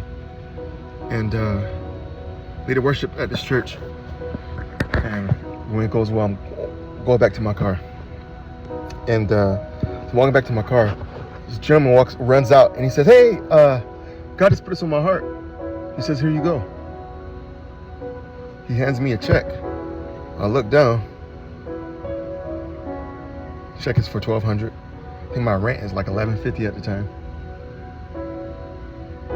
Split 3 ways, yeah, no, $1,150, 300 split 3 ways, yeah, something like that. So it was just enough, like $75 over. As soon as and I was already like a day or two late on the rent. First time I'd ever been late on rent in my whole life. And he runs to my car, hands me right when I'm about to drive off. 30 seconds after he hands me the check, my landlord texts me and says, hey, I know you always pay your rent. You forget or something? You didn't pay the rent. I was like, oh my God, yeah, my bad, I just forgot. Or I probably lied and said I just forgot. But that was not the case. I was very much aware, but I didn't know where it's come from. But I remember God said He's gonna pay it, and He did. And then by the time it came around for the next rent, I think that one more rent, my cousin helped me out, and then the next rent after, because I was short a little bit, the next month, I had done a few things, ministry-wise. And then the next month was COVID. So my apartment complex quelled the rent for the rest of the year. So I was able to work night and day, like probably 16 to 18 hours a day, every single day for the rest of the year. And have a little breather from the rent. And I'm working harder than I ever have, I'm telling y'all. So year ends, COVID's ending, still don't have a job, have not taken the bar exam again. Rent comes back around, I need to figure out a new place to live because rent's coming back and I can't pay it. So I end up having to move back home to my parents' house in Texas. Or they're from New York. They moved to Texas. So I get to San Antonio. And I'm getting there, man. And at the time I was getting calls about the bar from people, but I didn't know. They're just saying like, if you work with us or stop doing what you're doing, everything could be different. But I'm not telling nobody about these calls. I think maybe somebody prank calling me or something. But all your dreams could come true in California. Just all you gotta do is pass the bar. But I still don't know. Just getting messages, text messages, but I'm ignoring them. And I get home January of 2021. A few days after I fly back home, California Bar had a special meeting where they decided that they wanted to lower the cut score for the bar exam and make it retroactive for anyone who had gotten that score in the previous 5 years. And so I was in this grouping, small grouping. I think it was only like 5 or 6% of people who would have their designation changed, but I was in that 5% of people. And my designation was changed to pass. So I did not take the bar exam again. I worked that whole year on my book. And right when I was finishing, getting ready to have the book edited, I get a message from California Bar saying, "Oh, you passed now." As soon as I get a text, as soon as I move from California, state where you can practice, they say, "Oh, you can do it. All you need is $85 and 3 hours of supervised practice." And so I'm like, "Oh shoot!" But God told me we're not doing that right now. I want to show you why I've called you out of this for a moment. And so I'm like, man, nobody gonna like this. It's gonna seem like a miracle that I went from fail to pass. All I gotta do is go back out to California, do the supervised hours, do these things, and finish the application. I'll be fine. I'm doing the application. I get almost to the end. God says, "Don't complete it." I said, "Oh, don't complete it." He said, "Don't complete it." I said, "They hit different when you don't want me to complete it." He said, "I know, but don't complete it." I said, "Oh my God, you don't want me to complete it." And so I didn't tell anybody for a while, but that was another thing with my loved ones. People just didn't understand what I had going on. You know, they couldn't grasp it. And the whole time, a lot of this is going on. I'm getting messages from people I've never heard of, called up, saying that the stuff I'm researching, studying, I need to let it go. I'm getting messages sent to my phone sometimes of people killed, like dead people with like their neck beheaded or big slashes in their back, saying that this would happen to me if I didn't stop what I was doing. But God told me, He says, "Rmani, this is what I promise you." He says, "You're not gonna die. You're gonna live. You're gonna do this ordeal. You're gonna live. You will not die. I will not. It's not possible for you to die." I was like, of course everybody can die, but he gave me an unreal confidence that come what may, He had enough protection in His pocket, in His love, to cover me from whatever could be coming my way. I keep going on and keep going on for about,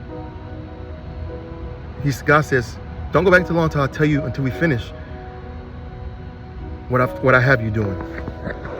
So people don't understand what I was doing, because it looked like I was just taking so many steps backwards. But sometimes I think when you're so, in a sense, sometimes when you're so far ahead, it'll appear that you're behind. Like when everyone is going the wrong way, the person who turns back first is the most progressive.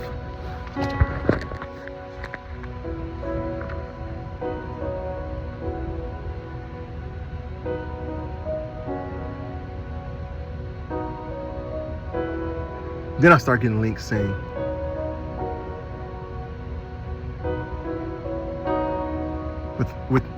with amounts of money that had so many zeros at the end, I had to Google to figure out how to say it. More than billion. If I just work with them guys on the other side, with the ops, if I just keep my mouth shut about the truth, if I never press the issue, if I go along with the status quo, I could be rich and I could be... The day after I posted The World As I Currently Understand It, my Instagram, my YouTube, like how you could just easily search it on Google, was taken down. A lot of my articles were taken down the very next day. I was getting too close to national security secrets from America, or to organizations like Mossad, the false state of Israel's intelligence.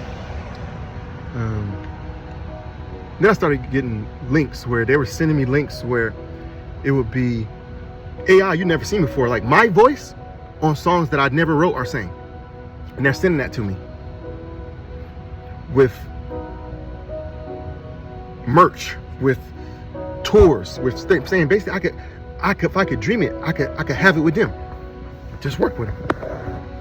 But of course, because of my perspective, because of what God has done in me, absolutely not.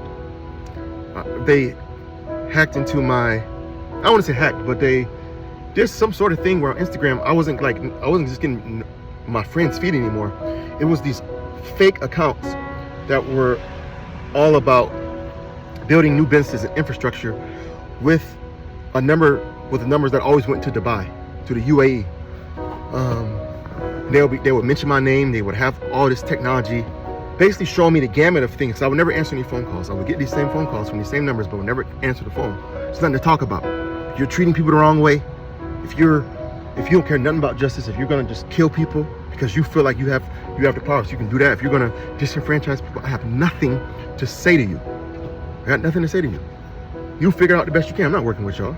I'd rather die. I promise. I'd rather die and pass away and be in my grave than work with them. I promise. I'd rather starve to death than take something out their hand. I promise. Once I realize what else these hands got going on, no thank you.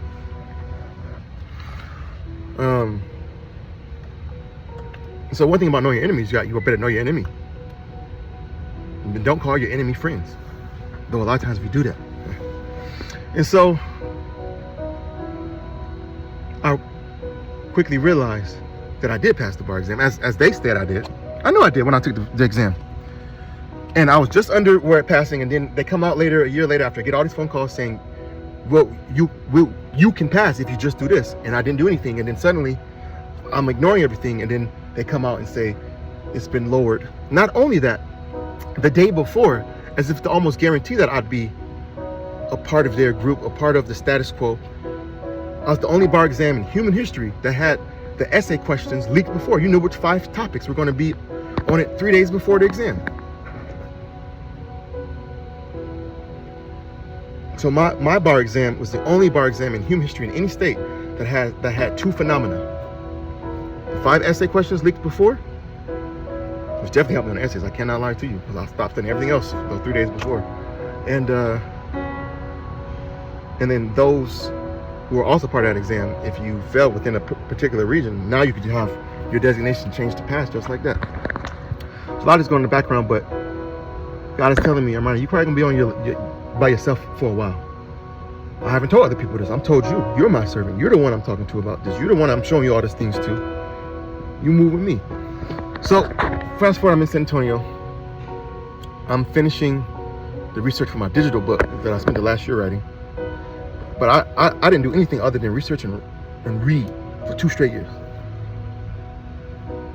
Because God told me to do that. And He showed me what to research and read, to write the things. Even the digital book, even while writing it, I would get up and the things come from my book, he would just show me in that day what we'd be covering, how to put it together. My testimony is very much so the work of the Spirit, that digital book, in so many ways. And so I remember one night, and God told me, He said, by the way, He says, you've got a Secret Service better than Trump, better than Biden, better than any foreign leader. He says, they've sent people, but they can't get close to you. I said, what, they sent people? I said, they hit different when they sent people. And he said, yeah. One night I saw him. I haven't told this publicly ever. I've only told a few people this. My closest of loved ones. Oh my God. I'm not gonna front to you. I haven't moved in fear in a long time. Like I'm not a scary dude. Once you can make it through certain things with the Lord, and you've been in certain situations and you see what the Lord can do, it's like I'll have a lot of emotions, but fear is just, it's too stupid of an emotion for me at this point to be just scared. For what? Though it's understandable there are a lot of frightening things on earth. Only thing I'm scared of is the Lord. I truly fear the Lord. Nothing else. And so one night I was sitting in my garage in San Antonio, just researching, writing, mostly researching at night. And I'm sitting there and I hear that tangible voice, that voice again, that voice, not just the thought voice. I'm talking about that voice. It's a particular voice. It said, put your phone down, go outside and walk. Put my phone down. I'm gonna wear out my phone. Put my phone down. What? But it was so stern, and so I put my phone down and I just went out the garage and I just started walking down the street. As I get to like the corner, this car comes around the corner. I mean, it's going like 40 miles an hour and around the corner. That's pretty quick. Like, it speeds past me. It's dark at night and I don't have no reflectors on. You probably can't see me. Speeds past me. It stops in front of my house. 2 men with flashlights come out pointing in the garage like this.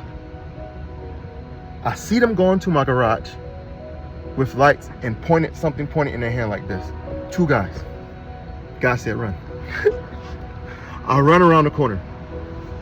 I look around the corner and there's like this open field. He says, lay down in the field. This is a real story. I lay down in the field. Like 30 seconds later, I see that same car come around the other corner, past this field and go out. And I see these 2 other cars with like a barricade. There's only one entrance in this neighborhood too, at the entrance.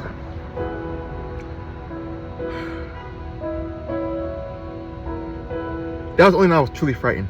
This is what God told me that night. This is what He said, and I knew it was true. And the moment He says, Rmani, I hid you. He says, but I want you to see it just one time. He said, I allowed them to get this close just this once to show you that they are indeed trying to kill you. But I wanted you to see I can protect you. So you have nothing to be afraid of. Now, I received those words, but I'm sorry, that night, church, I was afraid. Oh my God, I was afraid. I went in.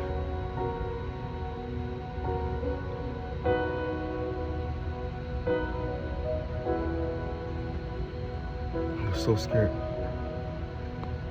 Woke up my lady, I was like, hey, I need you to pray for me. And she's not telling me one. I said, I need you to pray for me. Oh, no, it was 2022, I think, at that point. No, it was 21. No, 22. It was 22. I was so like, it was just like the adrenaline. It was just like, wow, they really pulled up on the kid.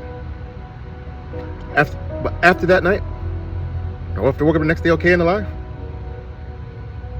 When I tell you zero fear, I mean like, I've had guns pulled on me.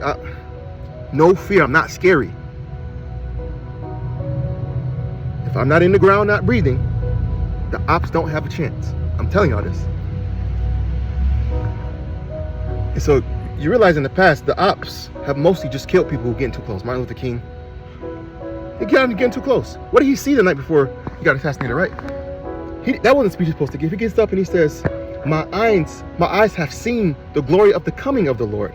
Now I may not get there with you, but God has allowed me to look over the mountaintop, kind of like Moses. And we are going to make it to the promised land. He's talking about the Hebrews of America. We are going to make it to our promised land. God allowed me to look over. I probably won't make it there with you, but we will get there. Next night, bullet in the head. Bullet in the back of their brain. That was the first stop I went to when I got to Memphis. I was doing an internship at the Sycamore View Church of Christ with Josh Ross, that guy. First place he took me.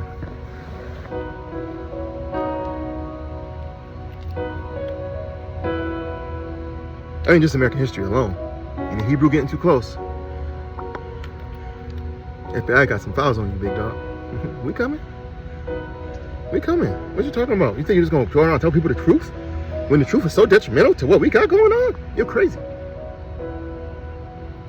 Got foreign ops trying to get at the kid. If God be for you, who or what can be against?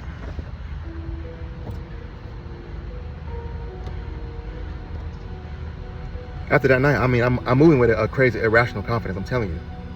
I'm telling y'all. I saw them come with my own eyes. He told me before. But you think like, okay, God's not a man, he should lie. But it's like, what does that mean? Does that mean like they wanted to kill me their own way and they crashed and God made it so he just stopped their heart? Like, what happened?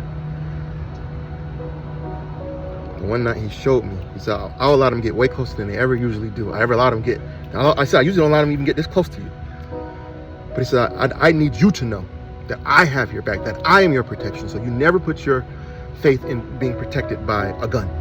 You never put your faith in being protected by physical resources, your assets, tangible money. You should never put your protection in those things. I am bigger and better than all of those protections.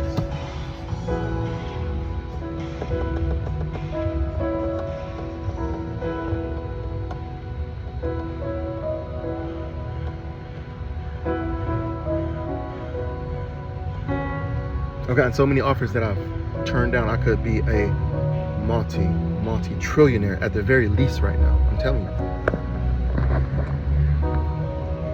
But why would I sell my soul? What profit a man to gain his whole soul, gain the whole world and lose his soul? Not me. I'm trying to keep my soul. What will it profit a man to gain the whole world and lose his soul? That would be a shame, right? Not I. Not for sale, never will be. And of course, when God says, Rmani, you better cross over with your people, why would I ever negotiate and settle now when I know the prince got a portion? Read Ezekiel. Read from like 44 to chapter 48. Even as early as 40. The prince has his own portion. Now, I don't need a portion. I would have been fine with whatever God had me. But you don't let me know I got a whole portion and think I'm finna negotiate. Y'all crazy. Not negotiating with people who kill, don't care nothing about the Lord, going to do everything. If Yeshua came back down here again, y'all would kill him again. I'm not working with y'all ever. I'm sorry. No. And that's how you end up with a young man named Rmani Crawford moving the way he's moving, acting the way he's acting. My life has always been unique, I would say, but I didn't realize, I guess, the extent.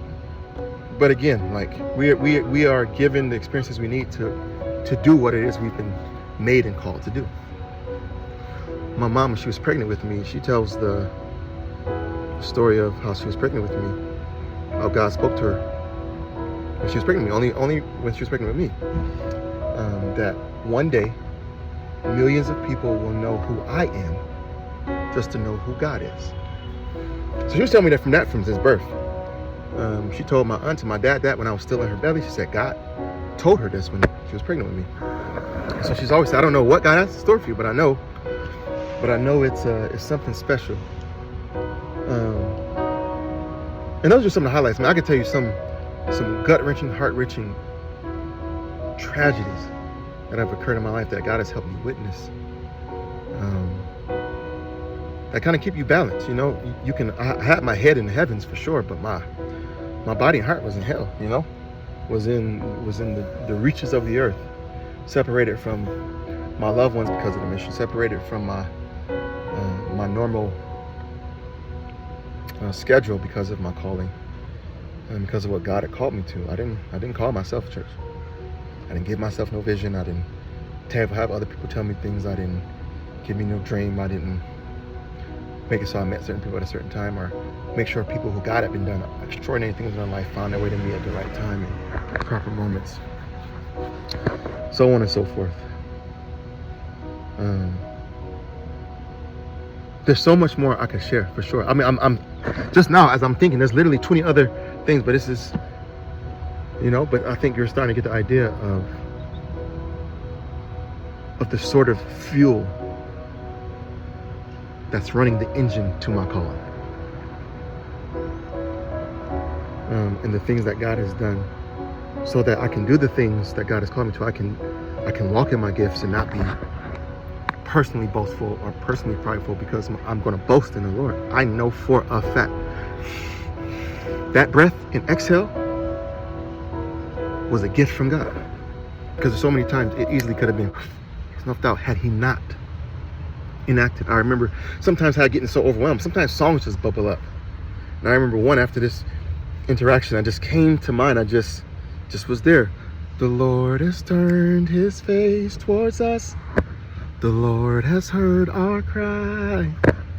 The Lord has given us relief. The Lord has dried our eyes. The devil thought he had us beat, and now he wonders why I'm not dead inside of my grave.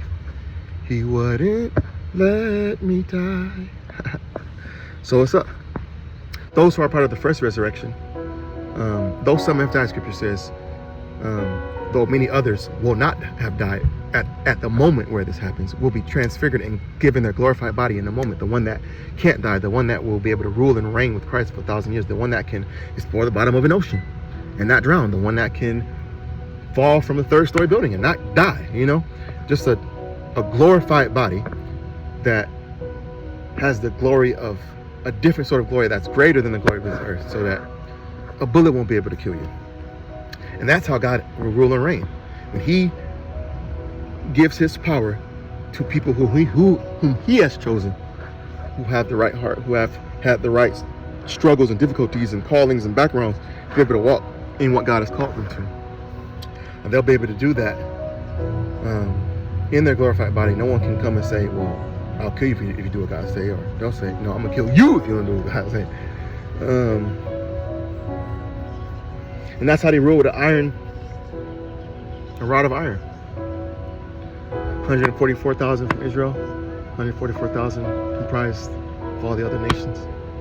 As that rod of iron, people throughout human history, from different cultures, from different backgrounds, from different callings, who lived their lives for others, who were willing to pour out, who were willing to do the things that God asked, some were divested and beheaded because of their testimony about Christ Himself. Some were divested in their testimony about God, about the Almighty One. Different names and different cultures, but they spoke truth to power. They were willing to lose their lives because what they saw was wrong. God says, okay, when I come back, rule for 1,000 years, you're going to be my leader in this region. I saw what they did to you. I didn't forget. And then after that 1,000 years, when everybody else comes back in and joins in, back in the Garden of Eden.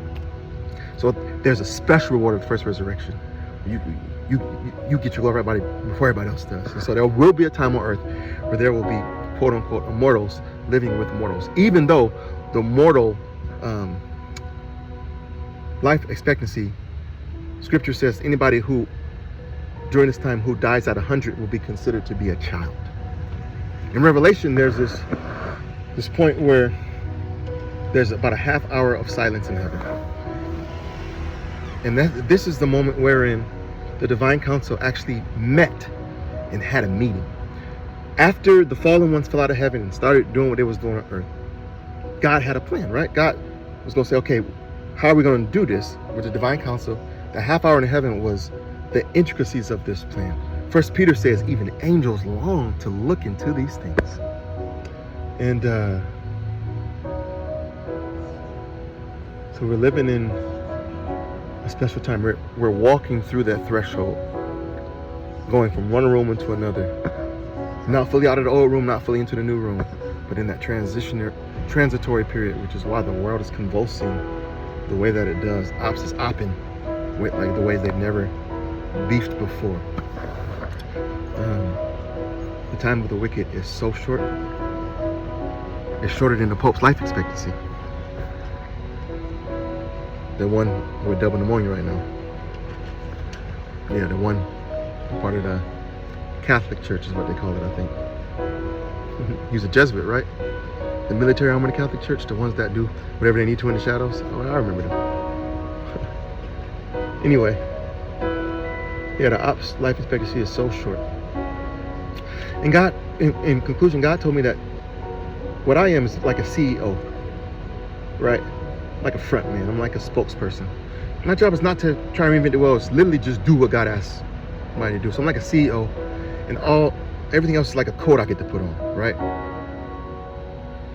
There's a feast that God's prepared. It's called the Wedding Feast of the Lamb. The feast can denote physical food because it's going to be a time on earth where finally, like Isaiah 55 says, come and eat, all who have no money, come drink, you who are thirsty, who have no money to buy. It will be a time where we're entering to a time where people will have enough food. Ain't nobody gonna starve to death. But the feast is movies, music, books, literature, people, testimonies, stories, situations, all a part of this intricate plan that divine counsel put together, that for us probably seems like a lot of data points, but God's computing power is so far above us, that task would be no harder than 2 + 2 is for us, relative to our computing power. Easy. So God is not taxed by such complicated calculations on what it would take for you to be encouraged. Say for example, you were encouraged February 1st, 2025 by a particular song in a particular moment. It is not outside the realm of possibility that God, 4 years earlier,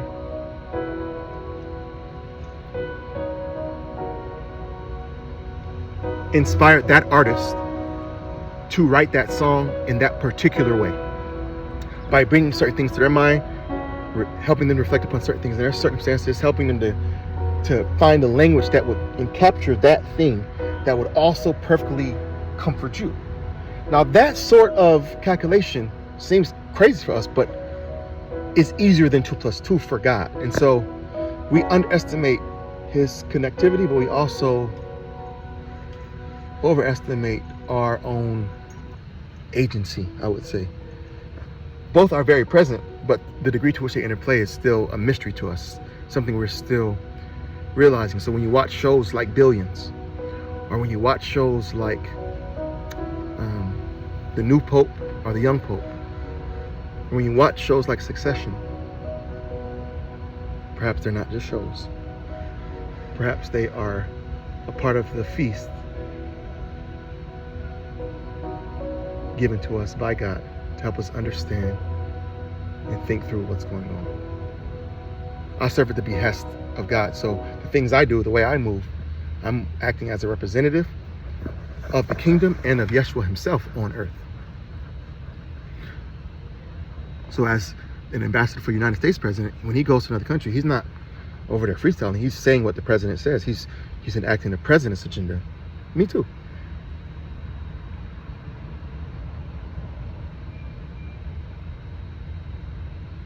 The Lord has turned his face towards us. The Lord has heard our cry. The Lord has given us relief. The Lord has dried our eyes. The devil thought he had us beat, and now he wonders why I'm not dead inside of my grave. He wouldn't let me die. It's only up, church. I'm telling y'all. It's up, man. My God. Sometimes I just think like, wow, it's so up. What a time to be alive. Amen.